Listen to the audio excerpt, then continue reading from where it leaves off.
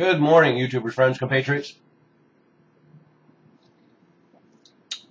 Bulletin shows deaths, search peasants, vassals, Nigerians, Boko Haram. I'm a useful idiot. Today I want to talk about Nigeria. And I know that's not on a lot of people's maps yet, but it will be. And for a lot of the similar reasons, we're seeing U.S. and NATO presence in other countries in Africa as well as the Middle East.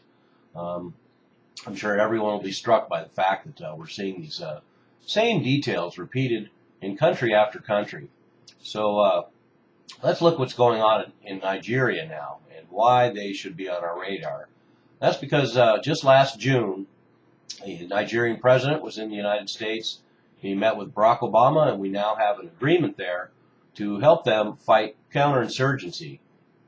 And so U.S. trainers will be there, as well as U.S. military personnel, and in an unspecified number at this point. And they won't be talking too much about the mission, other than that we're going to help them gather intelligence and help them in counterinsurgency efforts, which sounds awfully familiar and similar to a lot of military operations we get involved in. And Nigeria has a similar sort of history as all these other countries that I've talked about. They have only gained independence from the UK in 1960. They are Africa's most populous nation at 150 million people. And once again, we find a artificially constructed state drawn up by colonial powers that ignored the ethnic regions and exploited the ethnic rivalries by pitting these different groups against each other to keep the country unstable so that Britain could continue to exploit their resources. That's what the colonial pattern is in nation after nation, in the Middle East and Africa especially, as well as Southeast Asia.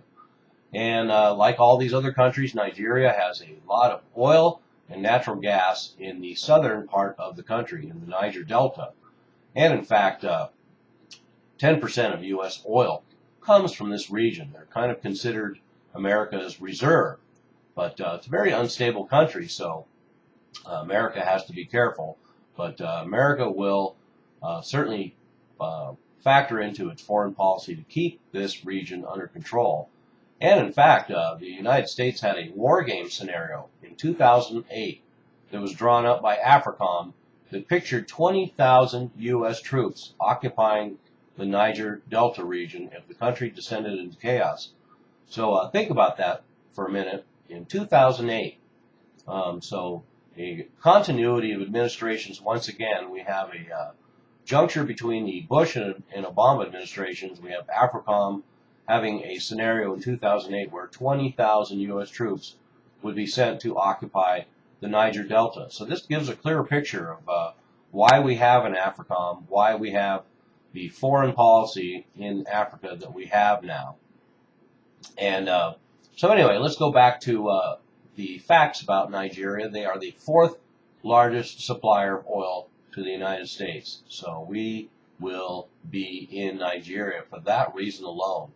And unfortunately, right now, it looks like Russia, Iran, and Brazil have been the ones working with the Nigerian government, and as well as China. And so once again, we see the U.S. getting there late in the game. A lot of international oil companies have been operating in Nigeria, as well as these foreign companies. And once again, we find that Nigeria is also on that State Department list from 2005 that predicted that Nigeria will be a failed state by 2015. So when you factor in a AFRICOM scenario with 20,000 U.S. troops in the Niger Delta, should it become a failed state, and the fact that the U.S. State Department predicted in 2005 that Nigeria would be a failed state by 2015, the next 2 years, those two facts put together show us why it's important that we watch Nigeria and America's involvement there carefully. We also have another scenario where Nigeria has a radicalized Islamist north, and this is a group called the Boko Haram. And it's an Islamist group that was established between 1998 and 2002. And initially it was fairly peaceful in its wish to create a Islamic state in the north. And why not? Because we see once again this pattern of an Islamic portion of the state and then the Christian portion. In fact, Nigeria is 50% Muslim and 40% Christian. So the Muslims live in the north. Their part of the country has been neglected in the economic growth in Nigeria because all the money is being generated in the south. This is exactly what we see in Mali and exactly what we see in so many other countries. So we have a separatist Islamist movement in the north, and now supposedly, of course, they want to take over the entire country and put into place Sharia law. And but in 2007, the Boko Haram got violent, and we've had violence ever since, and it continues to this day. And a lot of it is ethnic rivalries and struggle over territory, but also struggles to control the oil and gas industry in Nigeria. And now, the latest thing we have is a report from the Department of Homeland Security in the United States called, quote, Boko Haram, the emerging threat to the U.S. homeland, unquote. So it recommends drones, extrajudicial assassinations, expanded intelligence operations, and military assistance. And the U.S., France, UK, Pakistan have all offered military assistance. So there will be more and more troops arriving in Nigeria, although they don't need a whole lot of help. They actually have a huge military, 200,000 active duty military and 300,000 paramilitary. And they've been in control of Nigeria pretty much since its independence.